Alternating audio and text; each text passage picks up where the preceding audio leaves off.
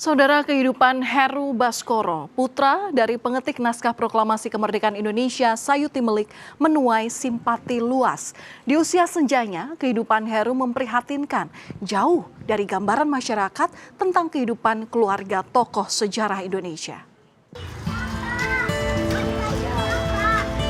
Rumah kontrakan sederhana di Kelurahan Bojong Menteng, Bekasi, Jawa Barat ini adalah tempat tinggal Heru Baskoro, 84 tahun, putra dari tokoh pengetik naskah proklamasi kemerdekaan Indonesia Sayuti Melik. Selama 3 bulan terakhir, Heru bersama istrinya Trezia Noviani menempati rumah kontrakan ini. Menurut sang istri, mereka sempat tinggal di Kanada dan kembali ke tanah air pada 2024 karena kesehatan suaminya.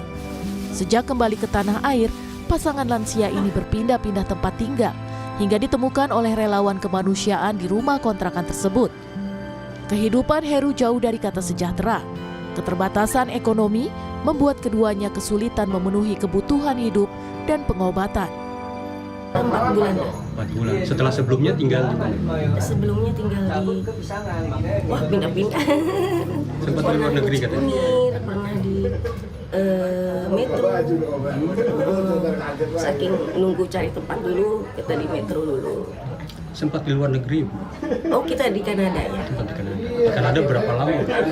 Udah dari tahun 2003. Berarti pindah ke Indonesia itu 2024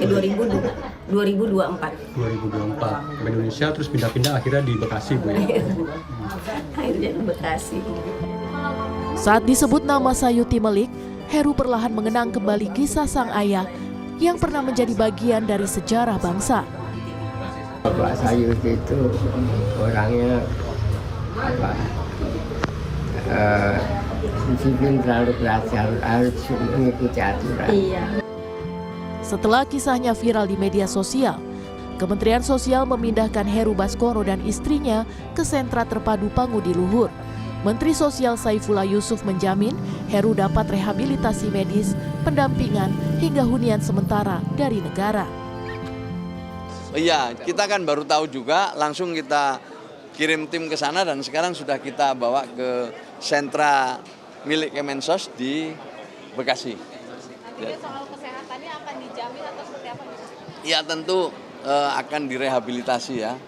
Ada rehabilitasi medis, ada rehabilitasi yang lain yang mungkin dibutuhkan sesuai hasil asesmennya. Kepindahan Heru Baskoro dan istri ke sentra terpadu Pangudi Luhur menjadi secercah harapan untuk masa tua yang lebih layak. Kisah ini sekaligus pengingat untuk pemerintah agar tak luput memberi perlindungan sosial terhadap keluarga pejuang dan tokoh-tokoh berjasa bagi bangsa. Tim Liputan, Kompas TV.